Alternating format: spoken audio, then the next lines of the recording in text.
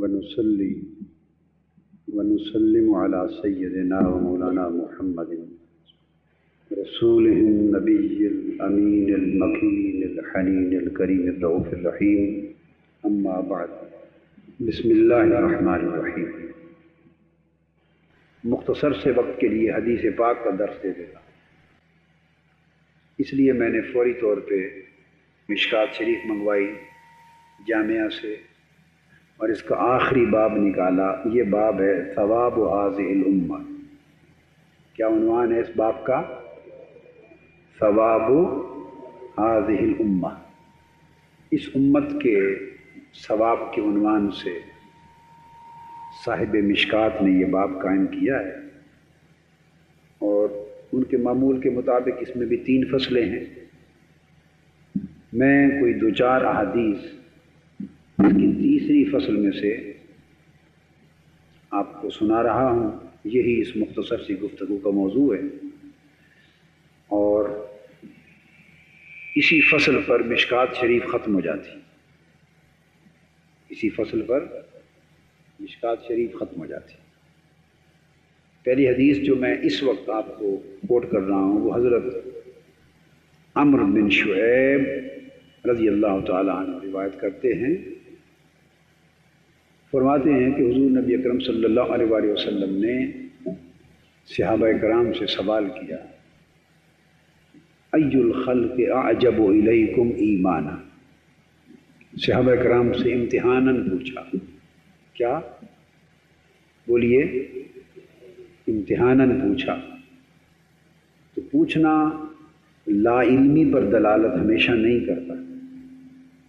سوال کرنا یا پوچھنا ہمیشہ لا علمی پہ دلالت بولیے نہیں کرتا۔ کبھی امتحان کے لیے پوچھا جاتا ہے، کبھی ایک موضوع کو شروع کرنے کے لیے پوچھا جاتا ہے تاکہ پوچھنے والا اس شے کا علم دوسرے کو منتقل کر سکے۔ اس کے اور بھی بہت سے اسباب ہوتے ہیں۔ حضور نبی اکرم صلی اللہ علیہ وسلم نے صحابہ کرام کا خیال جاننا چاہا کہ وہ اس سوال کا کیا جواب دیتے ہیں۔ پوچھا کہ یہ بتاؤ، تمہارے نزدیک سب سے عجیب تر ایمان یعنی سب سے حسین تر ایمان، اعجب الیکم، مفہوم تو یہ ہے کہ ایمان کے اعتبار سے تمہارے نزدیک سب سے اعجب عجیب تر مخلوق کون سی ہے، یعنی وہ کون سی مخلوق ہے جس کے ایمان پر رشک آتا ہو اور جس کے ایمان پر خوشگوار حیرت ہوتی، جس کے ایمان پہ خوشگوار تعجب ہوتا ہو، کوئی رشک کر سکے یا تم رشک کرو، یا اس کے ایمان کی پختگی اور حسن پر تمہیں حیرانگی ہو۔ اتنا پیارا، حسین و جمیل اور اعلیٰ اور عمدہ ایمان تمہارے نزدیک کس کا ہو سکتا ہے پوری مخلوق میں سے؟ حضور علیہ السلام نے سوال کیا تو انہوں نے جواب دیا، قالوا الملائکہ۔ صحابہ کرام نے معاً یہ سوال سن کر ان کا ذہن اپنی طرف نہیں گیا۔ اولاً اپنی طرف اس لیے نہیں گیا کہ انہی سے تو حضور علیہ السلام پوچھ رہے ہیں کہ اعجب الیکم، کہ تمہارے نزدیک ساری مخلوق میں اعجب الایمان کون لوگ؟ تو جب ان سے پوچھا کہ تمہیں کون لگتے ہیں تو انہوں نے فوری بعد اپنے آپ کو تو اس سے نکال لیا اور سوچنے لگے ساری مخلوقات میں، ساری امم میں کہ اتنے اونچے ایمان والے کون ہوں گے جن کی نسبت حضور علیہ السلام نے ہم سے سوال فرمایا، اور اپنی طرف دھیان اس لیے نہیں گیا کہ لفظ اعجب تھا کہ جن پر تمہیں خوشگوار حیرت ہو۔ جب یہ بات کہہ دی جائے تو کوئی اس کو اپنی طرف منسوب نہیں کر سکتا، چونکہ فرمایا جا رہا ہے کہ جن پر تمہیں بھی حیرت ہو اور تمہارے لیے بھی باعث تعجب ہو، اتنا عمدہ کہ تم بھی رشک کرو۔ یہ الفاظ خود بتا رہے تھے کہ اس سے مراد صحابہ کرام کی جماعت نہیں ہے، اس لیے انہوں نے اپنے آپ کو نکال کر کسی اور طرف خیال کیا۔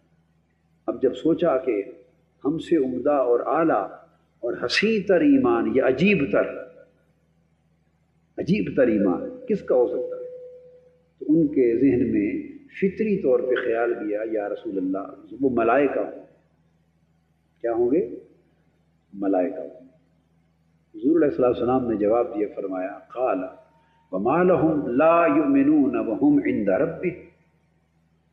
فرمایا اس میں کون سی عجیب بات ہے؟ ان کے ایمان میں عجیب ہونے والی اور خوشگوار حیرت کی بات کون سی ہے؟ وہ ایمان کیوں نہیں لائیں گے حالانکہ وہ اللہ کی قربت خاص میں تو رہتے ہیں. وَهُمْ عِنْدَ رَبِّهِمْ، عرش پہ رہتے ہیں، بالائی مالا اعلیٰ کی کائنات میں رہتے ہیں، جہاں ہر وقت انہیں اللہ رب العزت کی قربت خاص نصیب ہے.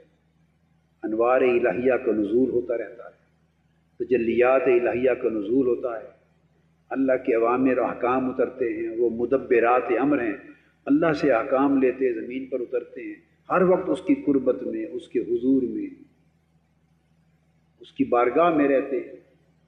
اور جب اتنا قریبی تعلق رکھتے ہیں اس بارگاہ سمدیت سے تو وہ ایمان نہیں لائیں گے تو اور کون ایمان لائے گا؟ لہذا ان کا ایمان اعجب نہیں ہو سکتا، عجیب تر نہیں ہو سکتا، اس میں کوئی تعجب اور استعجاب کی اور حیرت کی بات نہیں ہے، وہ فطری امر ہے. پھر اس کے بعد وہ نیچے اتر آئے صحابہ کرام، فرمان عرض کرنے لگے قالوا فالنبیون، عرض کیا یا رسول اللہ صلی اللہ علیہ وسلم پھر انبیاء ہی ہو سکتے ہیں، پھر انبیاء ہی ہو سکتے ہیں. آقا علیہ السلام نے پھر جواب دیا قال وما لهم لا يؤمنون والوحی ينزل علیہم. حضور علیہ السلام نے فرمایا ان کے ایمان کو عجب کیوں قرار دیتے؟ اس میں کون سے تعجب کی بات ہے؟ وہ ایمان کیوں نہیں لائیں گے حالانکہ خود انہی کے اوپر تو اللہ کی وحی نازل ہوتی، انہی کے اوپر تو اللہ کی وحی کا نزول ہوتا ہے، اور وہ اللہ کا کلام ان کے قلب پر اترتا ہے، اور اللہ کی وحی کا نزول ان پہ ہوتا رہتا ہے، اور اللہ کی ذات سے مخاطبہ سے اور ہم کلامی سے بہرہ یاب اور شرف یاب ہوتے رہتے ہیں.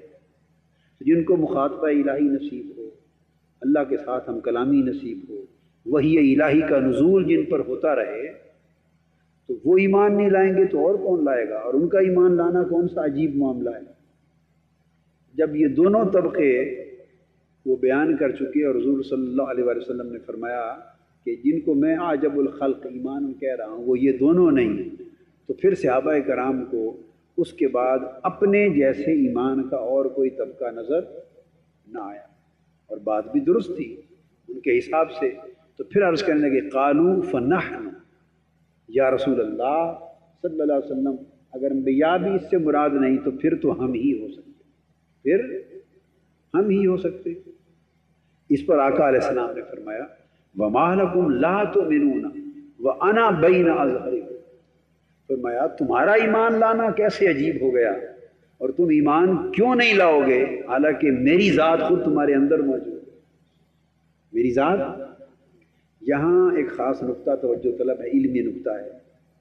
انبیاء علیہ السلام کے لیے فرمایا والوحی ینزل علیہ، وہ ایمان کیوں نہیں لائیں گے؟ اللہ ان سے کلام کرتا ہے، اللہ کی وحی کا نازل ہونا یعنی اللہ ان سے کلام فرماتا، اللہ کا کلام ان پر اترتا ہے، وہ ایمان کیوں نہیں لائیں گے؟ ملائکہ کی بات کی تو کہا وہم عند ربہم، وہ ایمان کیوں نہیں لائیں گے؟ وہ تو خود اللہ کی بارگاہ میں رہتے ہیں، اللہ کے پاس رہتے ہیں. دو چیزیں کر دی. جب صحابہ کرام نے اپنی طرف اشارہ کیا تو ان کے جواب میں اللہ رب العزت کی نسبت سے کوئی بات نہیں فرمائی، فرمایا انا بین اظہرکم، تم ایمان کیوں نہیں لاؤ گے؟ خود میری ذات تمہارے اندر موجود ہے، میری ذات تمہارے اندر موجود ہے.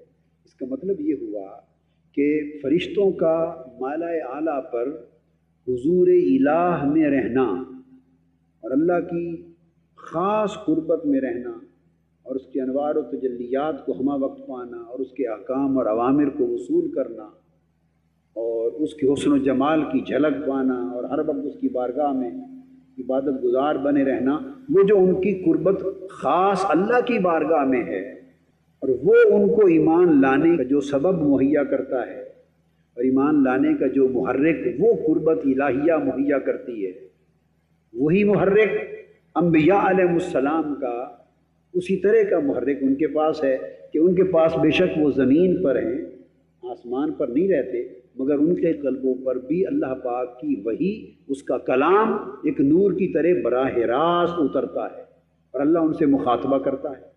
تو وہ محرک ایمان لانے کا انبیاء کو بھی میسر ہے۔ اب صحابہ کرام کو نہ ہم عند ربہم، نہ وہ اندیت خاص نصیب ہے کہ مالا اعلیٰ پہ رہتے ہوں اور اللہ رب العزت کی قربت خاص میں اس کے جلووں سے مالا مال ہوتے ہوں، اور نہ وہ نبی ہیں کہ ان کے دل پر اللہ کا کلام اترتا ہو۔ اس کے بالعکس حضور علیہ الصلوۃ والسلام نے ان کے لیے کیا فرمایا؟ انا بین اظہرکم، تمہارا ایمان عجیب تر کیسے ہے کہ خود میری ذات تمہارے اندر ہے۔ اس کا مطلب یہ ہوا کہ حضور صلی اللہ علیہ وسلم کی ذات اقدس اللہ کی اسی طرح نشانی ہے جیسے اللہ کی وحی ہے یا مالا اعلیٰ پہ اللہ کے انوار اترتے ہیں۔ حضور السلام کی ذات اقدس اسی طرح منبع ایمان ہے اور اسی طرح چشمہ ایمان ہے، اور ایمان لانے کے لیے اتنا ہی زبردست محرک ہے جیسے وہم عندہم والوحی ینزل علیہم، اس طرح کا محرک ہے آقا علیہ السلام۔ حضور علیہ السلام کی ذات اقدس، اس سے یہ بھی پتہ چلتا ہے کہ وہ تمام نقائص اور عیوب سے پاک۔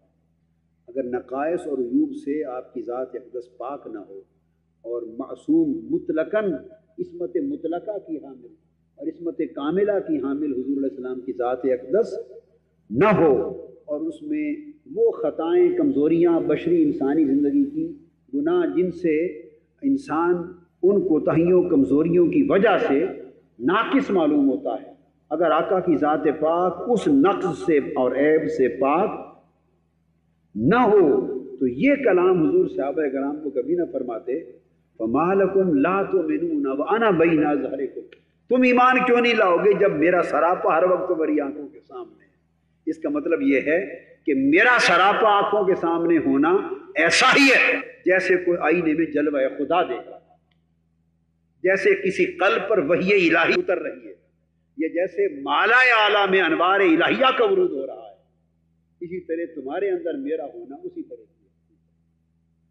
یہ نقطہ سمجھ آ گیا ہے؟ حضور علیہ السلام کی ذات اقدس سے جو تعلق ہے اگر وہ استوار ہو جائے اور وہ قائم ہو جائے تو اسی ہی تعلق میں تعلق باللہ ہے۔ حضور علیہ السلام کی ذات اقدس عشق و محبت کا تعلق اور اطاعت اور اتباع کا تعلق اور غلامی کا تعلق اور قربت کا تعلق، جتنی نسبت محمدی صلی اللہ علیہ وسلم جتنی مضبوط ہو جائے اتنی ہی نسبت ابدیت حاصل ہو جائے۔ جب یہ جواب بھی مل چکا تو پھر صحابہ کرام نے پوچھا یا رسول اللہ علیہ وسلم، اس کے بعد ہماری سمجھ میں تو نہیں آتا اعجب الخلق ایمان کون ہو سکتا ہے؟ تب آقا علیہ السلام نے ذکر کیا، اور معلوم ہے کن کا ذکر کیا؟ پتہ ہے آپ کو؟ آپ کو اگر بتا دوں تو پھر اللہ کا شکر بجا لائیں گے؟ بولیے۔ حضور علیہ الصلوۃ والسلام نے آپ کا ذکر فرمایا۔ کن کا ذکر فرمایا؟ وہ امت جو بعد میں آئے گی اور جو مجھے دیکھے گی نہیں،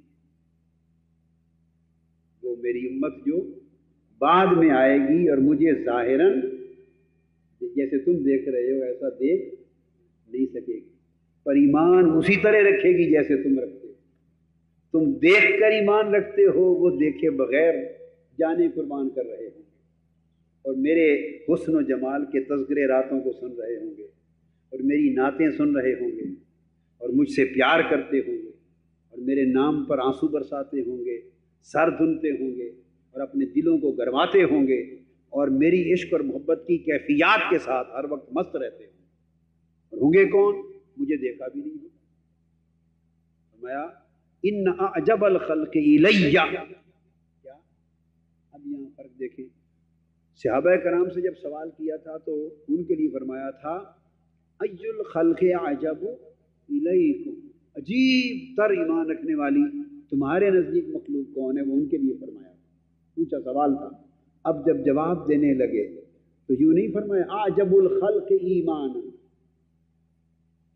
فقط اتنی بات نہیں کی کہ ایمان کی حیثیت میں اعجب الخلق وہ لوگ ہیں، آگے ذکر نہیں فرمایا اعجب الخلق الیہ ایمان، کہ میرے نزدیک ایمان ان لوگوں کا عجیب تر ہے اور حسین تر ہے اور قابل رشک ہے.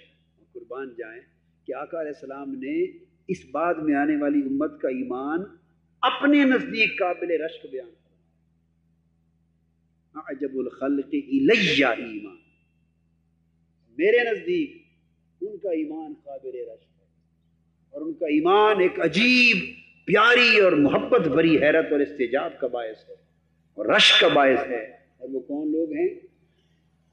لقوم یکونون من بعدی یجدون صحفا فیہا کتاب یؤمنون بما فیہا. فرمایا وہ قوم ہوگی، وہ امت ہوگی جو میرے بعد آئے گی، میرے بعد آئے گی. اور وہ میرے بعد آ کر کیا پائے گی؟ میں تو ان کے درمیان ظاہراً دکھائی نہیں دوں گا، بس میری کتاب ان کے پاس ہوگی. یہ ساری رات کھڑے ہو کر میری کتاب کی قرات کریں گے، مقابلے کریں گے، اس کی تلاوت کریں گے اور اس سے سر دھنیں گے، اس سے ہنس لیں گے، کیف و سرور لیں گے، اس میں مستی لیں گے، اس سے بے خودی کی کیفیات طاری ہوں گی. میں ظاہراً ان کے اندر دکھائی ان کو نہیں دوں گا، میری لائی ہوئی کتاب ان کے پاس ہوگی. فیہا کتاب، اس میں اللہ کی کتاب ہوگی. یؤمنون بما فیہا، اور جو کچھ اس میں لکھا ہوگا میرے دیکھے بغیر اس پر ایمان لائیں، میرے دیکھے بغیر اس پر ایمان لائیں. تو حضور صلی اللہ علیہ وآلہ وسلم کی وہ امت جو بعد میں آئی، جنہیں حضور علیہ الصلوۃ والسلام کو دیکھنے کا شرف نصیب نہ ہوا، اس امت کے ایمان کو آقا علیہ السلام نے اعجب الخلق قرار دیا. اب جنہوں نے آقا علیہ السلام کو ظاہراً دیکھا امت میں سب سے اونچے رتبے میں ہوئے، وہ اعلیٰ ایمان کے حامل ہوئے. کیا؟ عرفہ کیوں کہ یہ ارفع الخلق ایمانا ہوئے. صحابہ کرام اب کیا ہوئے؟ اعلی الخلق اور ارفع الخلق ایمانا، وہ ارفع الخلق ہوئے. اور یہ جو بعد کی امت جتنا بعد آتی جائے گی، بعد ازاں اور بعد زمانہ جتنا گزرتا جائے گا، ایمان کو کمزور کرنے کے عوامل بڑھتے جائیں. وجہ کیا ہے؟ اس وقت فرمایا تھا تم ایمان کیوں نہیں لاؤ گے؟ انا بین اظہرکم، میری ذات تمہارے اندر موجود ہے. یعنی دیکھو نا، ایک یہ ٹیوب جل رہی ہے اور آپ بالکل ٹیوب کے ارد گرد ساتھ ساتھ بیٹھے ہیں، تو یہاں کیسے اندھیرا ہوگا؟ اندھیرا تو وہاں ہوگا جب آپ دور چلے جائیں گے. آپ مسجد کے پار جب دور چلے جائیں گے مسجد کے پار، تو جو قریب بیٹھے ہیں، کوئی کہے جی میں نے یہاں سوئی پڑی تھی دیکھ لی، ایک بولے میں نے وہاں سڑک پر پڑی ہوئی سوئی دیکھ لی. تو اعجب النظر کون ہوا؟ اعجب النظر کون ہوا؟ یہاں والے نے بھی سوئی دیکھ لی اور وہاں والے نے بھی دیکھ لی، تو شاباش کسے ملے گی؟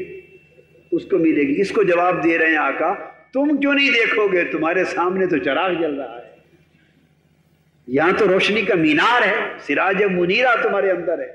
صبح و شام انوار ایمان طلوع ہوتے اور صبح و شام تجلیات ایمانی تمہارے قلب و باطن پر منعکس ہوتی رہتی، اور انوار الہیات اور میرے فیوزات اور برکات ہر وقت تمہارے قلب و باطن کا تزکیہ کرتے رہتے ہیں، تجلیہ کرتے رہتے ہیں، تصفیہ کرتے. یزکیکم یتلو علیکم آیاتنا، خود میری زبان پاک سے قرآن سنتے رہتے ہو، میری نگاہیں تمہارا تزکیہ کرتی رہتی ہیں، میری زبان سے قرآن کے معارف سنتے رہتے ہو، حکمت، دانائی، اسرار اور رموز اور علوم لدنی سنتے رہتے ہو، اور ہر وقت میرا سراپا دیکھتے ہو، میرے ساتھ رہتے ہو. تو ایمان میں چشمہ، ایمان کا سرچشمہ تو تمہارے اندر صبح و شام رہتا ہے سفر حضر میں. اگر تم پختہ ایمان لائے اور کٹ مرے میرے نام پر، تو یہ کون سی عجیب بات ہے؟ آقا فرما رہے ہیں ذرا دیکھو میری اس امت کو، وہ دور صدیوں کے بعد جو آ رہی ہے، جنہوں نے میرا سراپا نہیں دیکھا، میرا رخ انور نہیں دیکھا، میری بارگاہ میں ظاہری بیٹھ کر، میری مجلس میں بیٹھ کر، میری صحبت میں بیٹھ کر وہ کچھ نہیں پایا جو صبح و شام تم پاتے ہو. جنہوں نے قرآن اترتا نہیں دیکھا، جنہوں نے معجزات نہیں دیکھے، سورج کو پلٹتا نہیں دیکھا، چاند کو ٹکڑے ہوتا نہیں دیکھا، پتھروں کو کلمہ پڑھتے نہیں دیکھا، کچھ بھی نہیں دیکھا، صدیوں بعد آئیں گے. فقط سنا ہوگا کہ وادی بطحا میں کوئی ہنسی، کوئی یار تھا اللہ کا، وادی بطحا میں کہ میرے تذکرے سنے ہوں گے، صحفن ان کے پاس کتابیں ہوں گی، وہ کتابیں پڑھیں گے، ان میں میرے تذکرے پڑھیں گے۔ یہ نہیں فرمایا کہ وہ بعد میں آنے والوں کے پاس قرآن ہوگا، نہیں، کیا یہ فرمایا من بعد یجدون صحفن، میرے بعد آئیں گے اور ان کے پاس صحیفے یعنی کتابیں ہوں گی، ان میں میرے تذکرے پڑھیں گے، میرے حالات پڑھیں گے، میری باتیں پڑھیں گے، سنیں گے، ان میں اللہ کی کتاب ہے، اور پھر اس قرآن میں جو لکھا ہوگا اس کو مان لیں گے۔ تو آپ نے فرمایا عجب النظر وہ نہیں ہے جس نے دور ہو کر بھی سوئی کو اٹھا لیا۔ تو وہ پھر اگر اتنا پختہ ایمان رکھیں گے مجھ پر کہ میرے امر کو امر جانیں گے، میری نہیں کو نہیں جانیں گے، مجھ سے عشق اور محبت کریں گے، میری ہر ادا کی اتباع کریں گے، اور میرے ہر حکم کی پیروی میں مر جائیں گے، اور میری محبت میں کٹ جائیں گے، اگر انہیں اپنا تن من دھن بھی لٹانا پڑے میرے اشارے پر، اتنی خبر ان کو دے دی جائے کہ اس کام سے میں خوش ہوتا ہوں، وہ سب کچھ لٹا دیں گے۔ مجھے دیکھا بھی نہیں ہو، مجھے فرمایا اعجب الخلق الی ایمانا امت، یہ آپ کے لیے مبارکبادی ہے یا نہیں ہے؟ تو آقا علیہ السلام فخر و مباحات فرما رہے ہیں، آپ فخر فرما رہے ہیں اپنی اس امت پر جو بعد میں آئے گی اور استقامت رکھے گی ایمان میں۔ تو ہمیں آقا علیہ السلام کا قابل فخر امتی بننا چاہیے یا لائق شرم؟ بولیے۔ دوسری حضور صلی اللہ علیہ وسلم سے حدیث ہے، عبد الرحمن بن علاء الحضرمی وہ روایت کرتے ہیں کہ حضور صلی اللہ علیہ وآلہ وسلم فرماتے ہیں کہ حدیث سنی صحابہ کرام سے، حضور سے سنا، آپ نے فرمایا یقول انہ سیکون فی آخر هذه الامہ قوم لهم مثل اجر اولہم یأمرون بالمعروف وینہون عن المنکر ویقاتلون اہل الفتن۔ بہقی نے روایت کیا ہے، انہوں نے فرمایا کہ حضور صلی اللہ علیہ وسلم نے فرمایا کہ بے شک سیکون فی آخر هذه الامہ، اس امت کے آخری زمانے میں، پہلے تو میں نے عمومی بات کی تھی نا، مگر میں نے سمجھایا تھا کہ آپ کی بات ہو رہی ہے، آپ کا شاید یہ خیال آیا ہو کہ ہمیں ویسے خوش کرنے کے لیے کہہ دیا ہے، تو ہم سے پہلے بھی تو 13 صدیاں گزر گئی ہیں نا، یہ خیال آیا نا۔ اب دیکھیے آپ آقا علیہ السلام فرماتے ہیں کہ میری امت کے آخری زمانے میں، اب آخری زمانے سے مراد اس میں تو شک نہیں کہ یہ دور اواخر ہیں، یہ جو ادوار آخر ہیں، ادوار آخر میں سے ایک آخری دور میں ہے۔ فرمایا کہ آخری دور میں جو میری امت ہوگی ان کے اجر کا عالم کیا ہوگا، لہم مثل اجر اولہم، وہ جو نیکی کا کام کریں گے ان کو اللہ پاک اتنا اجر دے گا جو میری امت کی ابتدائی دور کے مسلمانوں کو ملتا ہے۔ اور ابتدائی دور کے مسلمان کون ہیں؟ صحابہ، تابعین، تبع تابعین، خیر القرون قرنی ثم الذین یلونہم ثم الذین یلونہم، مثل اول ہوں گے امت کے آخری زمانے میں، اور انہیں اس نیکیوں کا اجر اتنا ملے گا جیسے اول زمانے کے لوگوں کو ملتا ہے۔ کیوں؟ وجہ وہی بات بتائی کہ اول زمانے کے لوگوں نے جو عمل کیا وہ دیکھ کر کیا، اور آخری زمانے کے لوگوں نے نہ صرف یہ کہ بن دیکھے کیا بلکہ اس دور میں کیا جب نیکی کے سوداگر ہی اٹھنے والے تھے، اس دور میں نیکی کی جب نیکی کے سوداگر ہی کم رہ گئے تھے۔ اب آج نیکی کے سوداگر کم ہیں یا زیادہ ہے؟ دنیا پرستی آ گئی، مادہ پرستی آ گئی، نفس پرستی آ گئی، نفس و شیطان کے غلبے ہو گئے، لوگ مادیت کی طرف جا رہے ہیں، یلغار ہے کفر کی، الحاد کی، مادیت کی، لادینیت کی، نفسانیت کی ایک یلغار ہے، اس میں انسان بہا جا رہا ہے، دنیا کے حرص میں، لالچ میں، شہوات نفس میں، شہوات بنین میں، شہوات نساء میں، شہوات القناطیر میں، مال و دولت دنیا میں، انسان حرص و ہوس دنیا میں بہتا چلا جا رہا ہے، بہتا چلا جا رہا ہے۔ اس سیلاب میں بہتے ہوئے لوگ کتنے لوگ ہیں جو تھم کے نکل آئے ہیں نیکی کی طرف؟ نہیں۔ تو فرمایا وہ ایسے ماحول میں ہوں گے کہ جہاں نیکی کے سوداگر نہیں ہوں گے، اور نیکیوں کرنے والوں کو لوگ کہیں گے اگلے وقتوں کے ہیں لوگ، انہیں کچھ نہ کچھ، یہ پرانے وقتوں کے لوگ ہیں، بیکورڈ لوگ ہیں، پسماندہ لوگ ہیں، ان کے پاس جدید روشنی نہیں، جدید کلچر نہیں، جدید شعور نہیں، یہ پسماندہ لوگ ہیں، لوگ انہیں تان اور تشنیع کریں گے۔ بنیاد پرست ہیں، فنڈامنٹلسٹ ہیں، یہ ترقی پسند نہیں ہیں، ان کو نئی دنیا کی روشنی نہیں لگی، لوگ ایسے تانے دیں گے۔ تو فرمایا کہ اس دور میں جب لوگ ایسے تانے دے رہے ہوں، اس دور میں ہوں گے تو وہ نئے دور میں، اور پیار کریں گے پچھلے دور سے، ہوں گے وہ نئے دور میں اور یاد کریں گے، یعنی اپنا جسم ان کا نئے دور سے گزر رہا ہوگا اور روح ان کی پچھلے دور سے چمٹی ہوئی ہوگی۔ آپ سمجھ گئے نا بات کو؟ فرمایا اس لیے کہ وہ لوگ ایک ایسے ماحول میں رہ کر نیکی کریں گے کہ جس ماحول میں نیکی کی گنجائش کم رہ گئی تھی، اس ماحول میں ان کی نیکی کا تول بھی بڑھ جائے گا، مول بھی بڑھ جائے گا۔ تو فرمایا پھر مول کتنا بڑھے گا؟ پھر قربان جائیں اجر دینے والے کی نوازش پر، اس کی سخاوت پر۔ پھر فرمایا کہ اگر وہ اس دور میں کوئی اجر کریں گے تو اجر اس عمل کریں گے تو اجر اتنا دوں گا جو پہلے دور کے بڑے صاحبان اخلاص و صفا مسلمانوں کو اجر ملے کرتے تھے۔ تو شرط کیا ہوگی؟ شرط یہ کہ آپ اس دور میں نیکی کر کے دیکھیں، پھر جب حساب کھلے گا نا قیامت کے دن، آپ حیرت زدہ رہ جائیں گے اور دیوانے ہو جائیں گے حیرت میں کہ ہم نے تو اتنی نیکیاں کی نہیں تھی، یہ نامہ اعمال اتنا بھر گیا، یہ ترازو اتنا جھک گیا، ہم نے تو اتنی نیکیاں نہیں کی تھی، ہمیں تو پتہ تھا کہ جو کچھ کیا ہے، لیکن اتنا ترازو نیچے بھاری ہو گیا، نیکیوں کا اتنا انبار اور حجم کہاں سے آ گیا، ہم نے تو اتنی نیکیاں نہیں کی تھی۔ اس وقت جواب دیا جائے گا کہ یہ حجم تمہاری نیکیوں کا نہیں، اجر کا ہے، نیکیاں کم تھیں، اجر زیادہ ہے، چونکہ تم نے اس دور میں نیکیاں کی جس دور میں نیکیاں کرنے والے کم رہ گئے۔ دوسری حدیث ہے حضرت امامہ رضی اللہ تعالیٰ عنہ سے روایت ہے، تیسری حدیث میں یہ اس سے بھی مضمون کو اور آگے نکھار کے لے جاتی۔ فرماتے ہیں ان رسول اللہ صلی اللہ علیہ وسلم قال طوبى لمن رآنی، طوبى لمن رآنی وطوبى 7 مرات لمن لم يرنی وآمن بی۔ امام احمد بن حنبل رضی اللہ تعالیٰ عنہ رحمۃ اللہ علیہ نے روایت کیا، فرمایا ابو امامہ رضی اللہ تعالیٰ عنہ روایت کرتے ہیں کہ حضور صلی اللہ علیہ وسلم نے فرمایا مبارک ہو اسے جس نے میری زیارت کی۔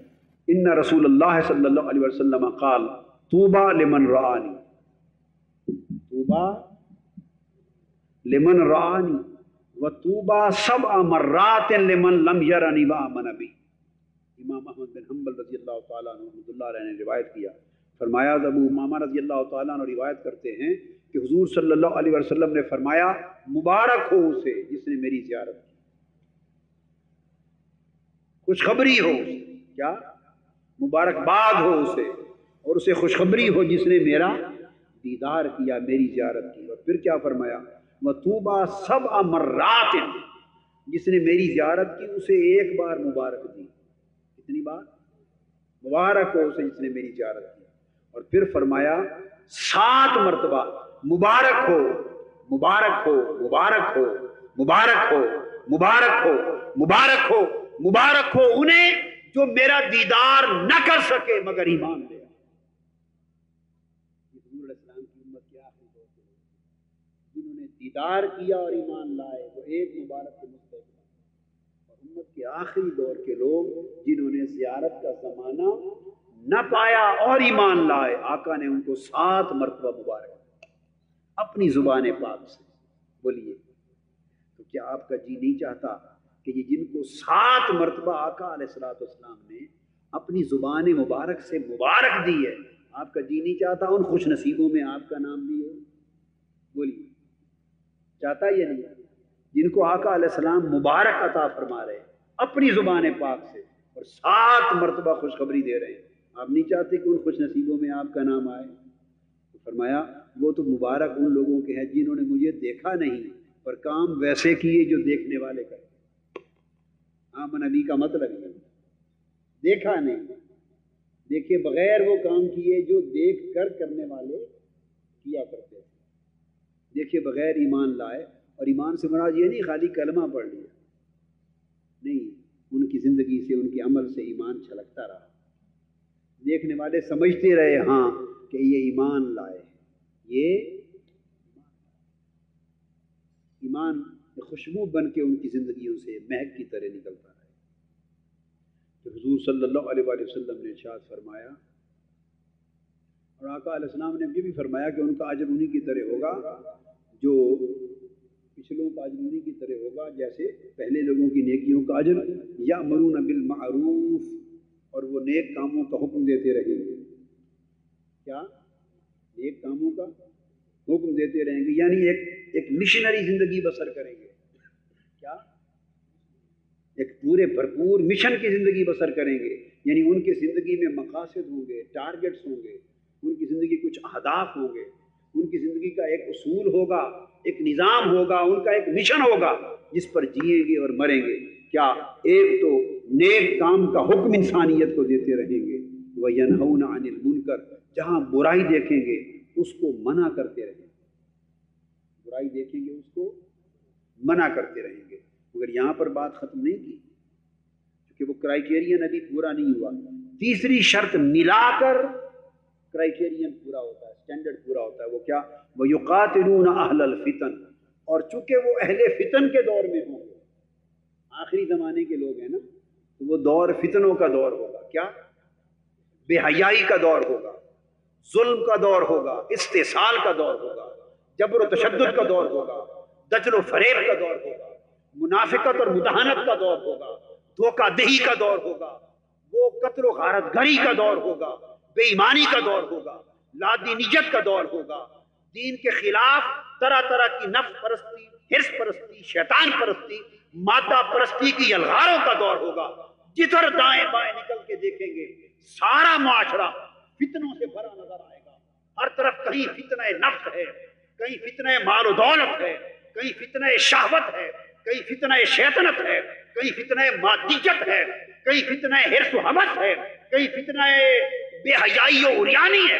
یعنی سارا معاشرہ طرح طرح کے فتنوں کے ساتھ معمور ہوگا، اور لوگ ان فتنوں کا نظام بپا کرنا چاہیں گے، ان فتنوں کو ہماری زندگیوں کے اندر داخل کرنا چاہیں گے، ان فتنوں سے ہمارے گھر کے ماحول کو پراگندہ کرنا چاہیں گے، ان فتنوں کے اثرات سے ہماری زندگیوں کو پلید کرنا چاہیں گے. سارے دور پر قبضہ رکھنے والے اہل فتن ہوں گے، اور یہ مجھ سے پیار کرنے والے اپنا تن من دل لٹا کر اہل فتن سے جنگ کر رہے ہیں. اہل فتن سے یقاتلون اہل الفتن، یا اہل الکفر نہیں کہا، کافروں سے مشرکین سے نہیں، اپنے معاشرے میں اہل فتن سے جنگ کر رہے ہیں. اس کا مطلب یہ ہوا کہ یہ جو انقلابی زندگی ہے، یأمرون بالمعروف وینہون عن المنکر، یہ تبلیغی زندگی. کیا؟ اور محبت کرنا آقا پر اور نیک عمل کرنا، یہ روحانی زندگی. ان کی زندگیاں تین چیزوں سے عبارت ہیں. کیا؟ ان کی زندگیوں میں روحانیت کا عنصر ہوگا، ان کی زندگیوں میں دعوت اور تبلیغ کا عنصر ہوگا، اور ان کی زندگیوں میں جہاد و انقلاب کا عنصر ہوگا. یہ حدیث بیک وقت کہتی ہے کہ یہ وہ لوگ ہیں جو تین قسموں کی خوبیوں کے حامل ہیں. کیا؟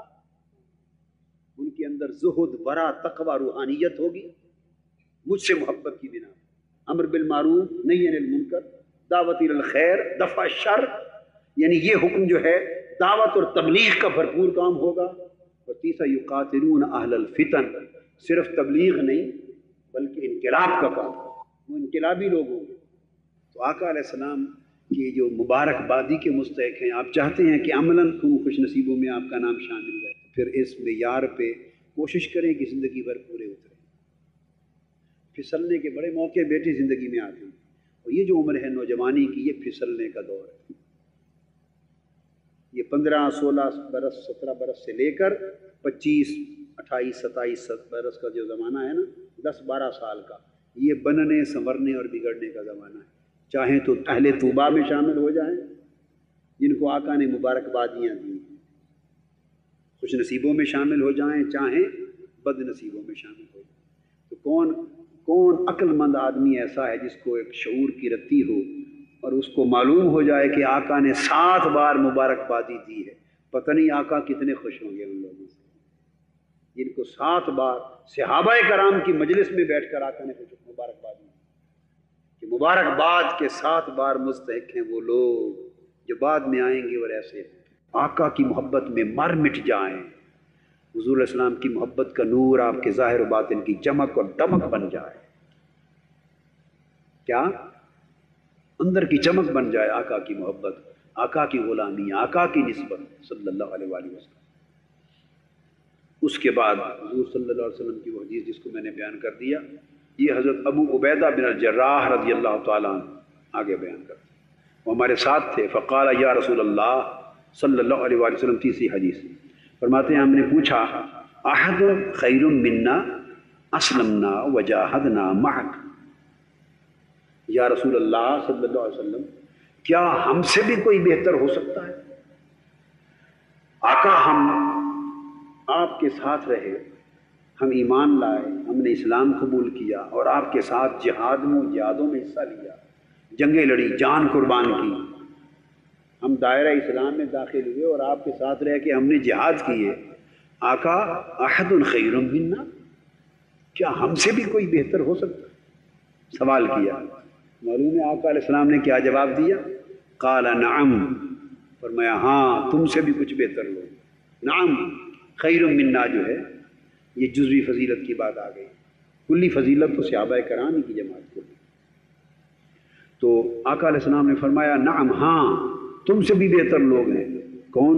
قوم یکونون من بعدکم یؤمنون بی ولم یروا، فرمایا ہاں یہ وہ لوگ ہیں جو تم سے بھی بہتر ہیں، وہ تمہارے بعد آئیں گے، مجھ پر ایمان لائیں گے اسی طرح جیسے تم ایمان لائے ہو، وہ بھی مجھ پر ایمان لائیں گے، مگر حالت یہ ہوگی کہ مجھے دیکھا نہیں ہوگا۔ دیکھا، یہاں ایک بات عرض کروں، وہ جو یہ شعر پڑھ رہا تھا افضل نوشاہی کہ جب حسن تھا ان کا جلوہ نما، دربار کا عالم کیا ہوگا اور دیدار کا عالم کیا ہوگا، یہاں ایک میں کلمہ کہتا ہوں۔ آقا علیہ السلام کے اس ارشاد میں بین السطور ایک بڑی پیار کی بات، بار بار جو فرمایا ہے نا، لم یرونی، لم یرونی، آمن بی ولم یرانی، یؤمنون بی ولم یرونی، یقاتلون اہل الفتن ولم یرونی، یہ جان مال لٹا دیں گے مگر دیکھا نہیں ہوگا،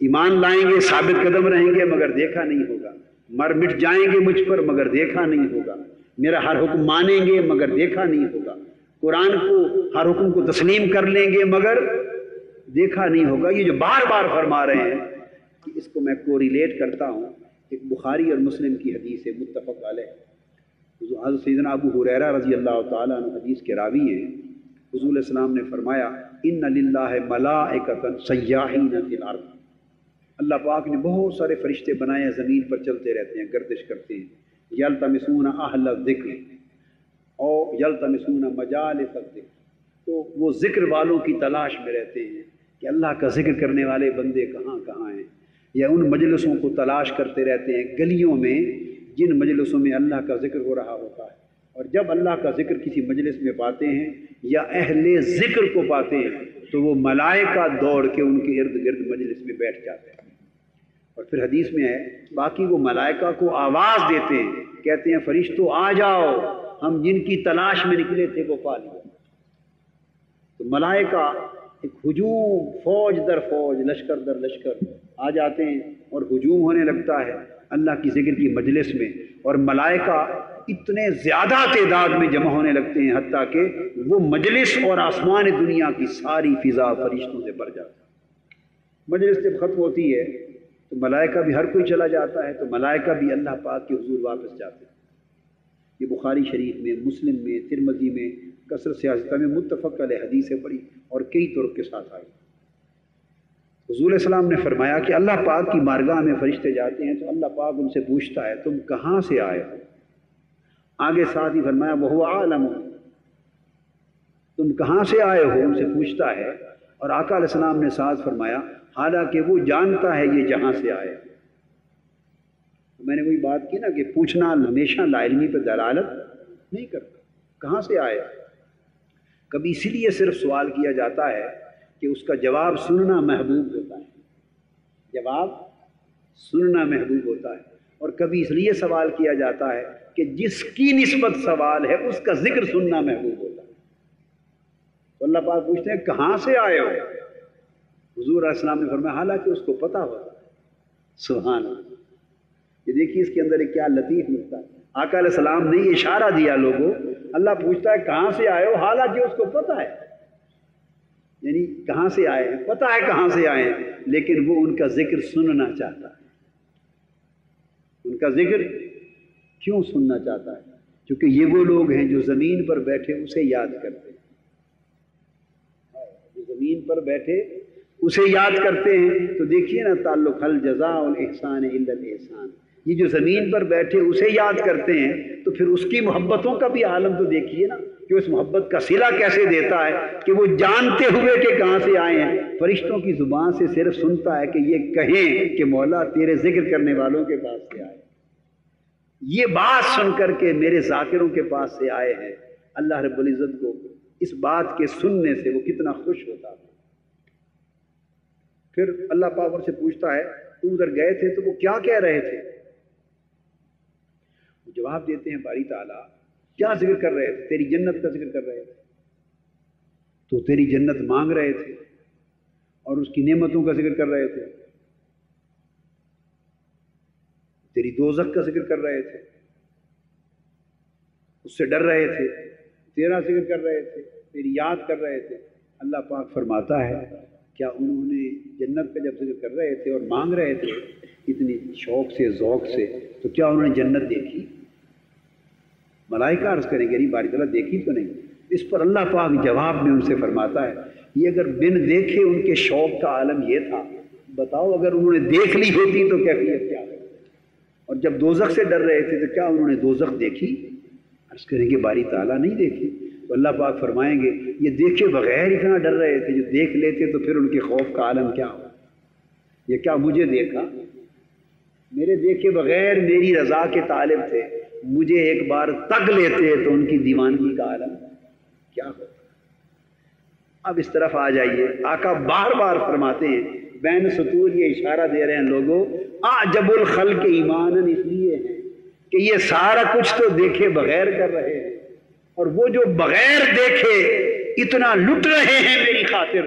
اب میں تم سے پوچھتا ہوں کہ اگر وہ ایک جھلک میری دیکھ لیتے تو ان کا عالم کیا ہے؟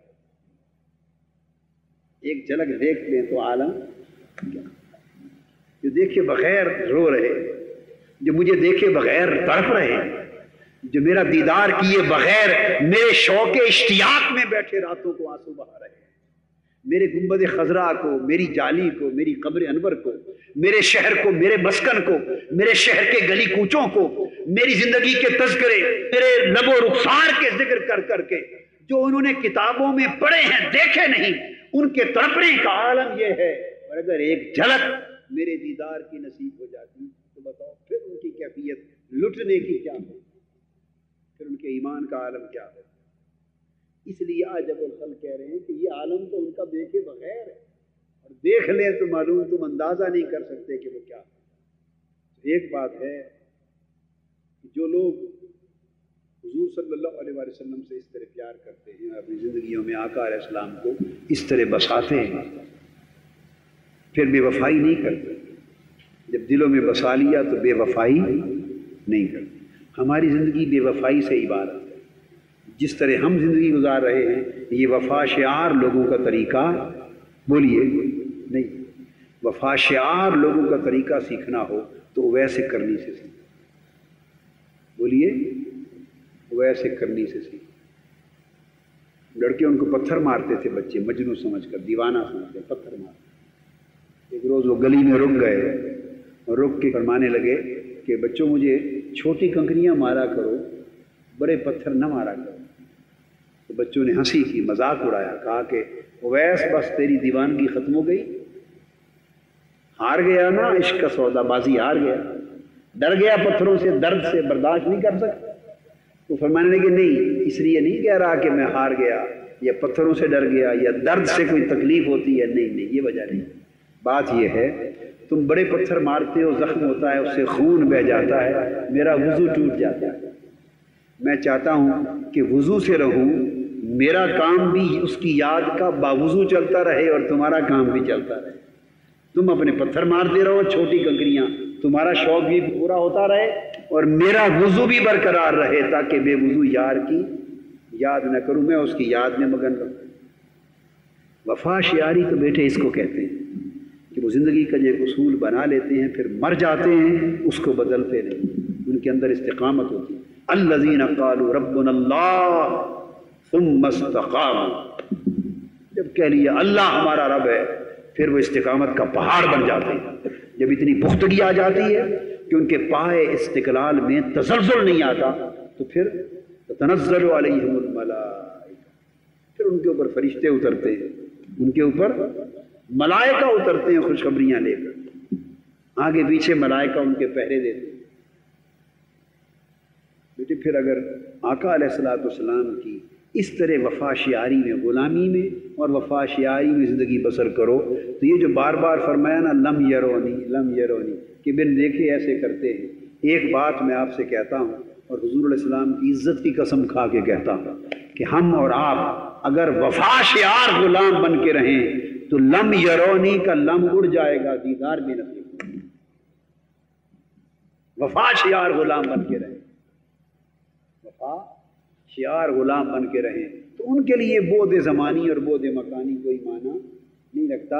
یہ زمانہ ہمارے اعتبار سے دور ہے، وہ تو قریب ہے، وہ تو ہمارے صدیاں ہیں، سال ہیں، قرن ہیں، ہمارے زمانے دور ہیں، ان کے لیے زمانہ کوئی معنی نہیں رکھتا، ان کے تو سارے زمانے آقا کی حال۔ تو آقا علیہ السلام پھر دیدار بھی عطا فرمائیں گے، اس کا صلہ ہوگا، کیونکہ قاعدہ کلیہ یہ ہے کہ جو جس کی طلب میں زندگی گزارتا ہے اللہ پاک وہ اسے عطا کرتا ہے۔ بولیے، اگر آپ آقا کی غلامی وفا شیاری میں زندگی گزاریں اور آرزو یہ ہو کہ آقا کا دیدار نصیب ہو جائے، آقا کی قربت نصیب ہو جائے اور آقا کی بالآخر صحبت نصیب ہو جائے تو وہ نصیب ہوگی۔ اس لیے کہ جب اللہ پاک نے یہ معاملہ اپنی ذات کے بارے میں یہی فرمایا ہے تو اپنے حبیب کے لیے یہ کیوں نہیں ہوگا؟ اپنی ذات کے لیے اللہ نے یہ فرمایا، کیا اپنی ذات کے لیے یہ وعدہ فرمایا؟ وہ لوگ جو اللہ کے دیدار کے لیے اور اس کی محبت میں اور خالص اس کی رضا میں جیتے اور مرتے ہیں اور اس کے عشق میں زندگی گزارتے ہیں، ان لوگوں کے لیے کیا ہوگا؟ حدیث پاک میں ہے کہ جب وہ مرنے کے بعد ان کو اللہ پاک جنتوں میں خاص مقامات پہ پہنچائے گا۔ یہ ترمذی شریف میں حدیث ہے، ترمذی ہے، ابن ماجہ اور نسائی میں غالباً تینوں میں ہے۔ تو جب اللہ پاک انہیں خاص مقام پر پہنچائے گا تو وہ دیکھیں گے کہ اچانک ایک نور ان کے اوپر چھا جائے گا، ایک نور۔ وہ حیران ہوں گے کہ یہ نور کیسا ہے۔ جب اوپر اٹھا کے آنکھیں دیکھیں گے تو اللہ رب العزت ان کی آنکھوں کے سامنے بلا حجاب جلوہ فرما ہوگا اور آواز آئے گی اللہ کی طرف سے، السلام علیکم یا اہل الجنہ، اے میری جنت قربت اور جنت محبت میں آنے والوں اور میری جنت نعمت میں آنے والوں، تم پر سلام ہو۔ اور پھر حدیث پاک میں آقا علیہ السلام نے فرمایا فَإِنَّهُ يَنْظُرُ إِلَيْهِمْ وَيَنْظُرُونَ إِلَيْهِ وَلَا يَلْتَفِتُونَ إِلَىٰ شَيْءٍ مَا دَامُوا يَنْظُرُونَ۔ فرمایا وہ دیکھیں گے تو وہ اللہ کو تکتے رہیں گے اور اللہ ان کو تکتا رہے گا، اور جب تک وہ دیدار کرتے رہیں گے ان کی نگاہیں کسی اور سمت اٹھنے کو تیار ہیں۔ ینظر الیہم وینظرون الیہ، یعنی آنکھوں میں آنکھیں ڈال کے دیکھتے رہیں گے، وہ اللہ کو تکتے رہیں گے، اللہ ان کو تکتا رہے گا اور پھر تکتے ہی رہیں گے جب تک وہ چاہے گا۔ اللہ پاک ایسا دیدار عطا فرمائے گا کہ ہر چیز بھول جائے گا۔ جب اللہ پاک اپنے چاہنے والوں کو اپنے دیدار سے نوازے گا تو اپنے حبیب کے چاہنے والوں کو حضور کے دیدار سے وہ بھی نوازتا ہے، وہ اس دنیا میں ہی نوازتا ہے اور آخرت میں بھی نوازتا ہے، اور قبر میں تو نوازا جانا ہی ہے، اور جس کو یہاں نواز دیا گیا وہ پھر قبر میں پہچان بھی لے گا۔ بیٹے آپ اپنے علم نافع اور عمل صالح کے ساتھ اپنی زندگی میں نیکی پر استقامت پیدا کریں، نیکی پر، اور یہ زندگی کا جو دور ہے اس کو تقوی سے لیس کر لیں۔ طہارت اور تقوی آپ کا اسلحہ ہے، طہارت اور تقوی آپ کا اسلحہ ہے۔ مسلح ہو جائیں تقوی سے، طہارت سے، عبادت گزاری سے، نور ایمان سے۔ تقویٰ کا ایک ایسا باغ، ایک ایسا چمن اگا لیں کہ جب سیر کو جی کرے تو اسی من کے باغ میں چلے جائیں، جب سیر کو جی کرے اسی من کے آئینے میں ہے تصویر یار، جب ذرا گردن جھکائی دیکھ لی، تو اندر ایک من کو ان جلووں سے بسا لیں، پھر آپ کی نگاہیں بچی رہیں گی، گناہ سے بچے رہیں گے، غلط کاریوں سے بچے رہیں گے، پاکیزگی آپ کو میسر، استقامت رہے گی، اور زندگی کا یہ دور اگر گزر گیا تو بعد میں پھر کچھ ہاتھ نہیں آئے گا۔ اللہ تبارک و تعالیٰ استقامت دے، اپنی اور اپنے حبیب صلی اللہ علیہ وسلم کی محبت پہ زندہ رکھے، اور ہم سب کو اللہ اپنی اور اپنے حبیب کی محبت پہ موت عطا کرے۔ وما علینا الا البلاغ۔